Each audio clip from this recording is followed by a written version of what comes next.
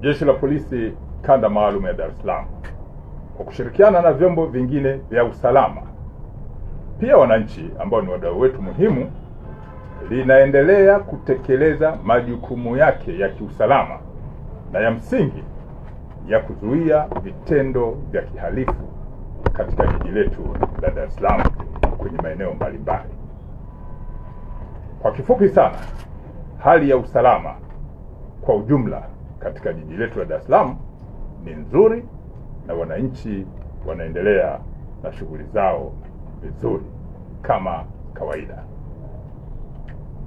Hata hivyo, pamoja na mambo mengine, huu mwezi Oktoba mpaka Novemba, ukiachana na mambo mengine, masuala ya msingi ya kushughulika na wahalifu katika mifumo ya kihalifu iliendelea, na mwezi Oktoba hadi Novemba, Jeshi la Polisi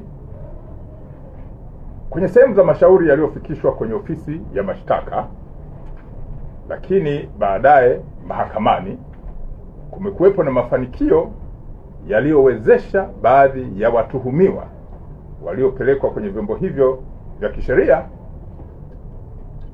kusomewa mashtaka, lakini baadaye wakapatikana na hatia, na watuhumiwa hawa walikamatwa katika muda tofauti tofauti ya mwaka huu na mwaka jana, ambapo mashauri yao yalifika mwisho. Sehemu kubwa ya makosa yaliyofikishwa kwenye vyombo hivyo ni makosa yanayohusiana na masuala ya ukatili dhidi ya wanawake na watoto. Wote mtakumbuka miaka ya karibuni huko nyuma, jinsi kina mama walivyofanyiwa vitendo vya kikatili na wengine wakapoteza maisha, lakini watoto wadogo jinsi walivyokuwa wanafanyiwa vitendo vya kubakwa na kulawitiwa katika maeneo ambayo mnayakumbuka kwa record. Mashauri yale baadhi yake yamefika mwisho, na baada ya kufikishwa kwenye mahakama za kisheria, watuhumiwa walipatikana na hatia. Miongoni mwa watuhumiwa waliopatikana na hatia ni pamoja na mtuhumiwa aliyefahamika kwa jina la Abubakari Memba maarufu kama Abu. Huyu ni mkazi wa Mbagala ambaye alihukumiwa kifungo cha maisha jela na mahakama ya wilaya ya Temeke kwa kosa la kulawiti. Yupo mtuhumiwa mwingine aliyefahamika kwa jina la Julius Justo Mbwambo, mkazi wa Ukonga. Huyu alihukumiwa na mahakama ya wilaya ya Ilala kifungo cha maisha jela kwa kosa la kulawiti. Yupo mtuhumiwa mwingine aliyefahamika kwa jina la Paulo Elisha, mkazi wa Kawe, alihukumiwa na mahakama ya wilaya ya Kinondoni kifungo cha maisha jela kwa kosa la kubaka.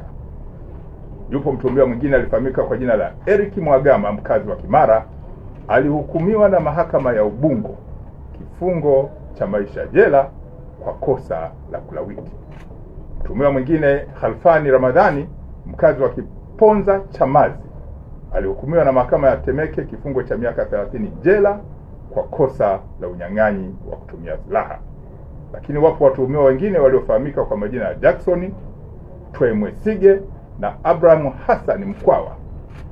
Hawa ni wakazi wa Ukonga, walihukumiwa na mahakama ya wilaya ya Ilala kifungo cha miaka 20 jela kwa kosa la kupatikana na nyara za serikali.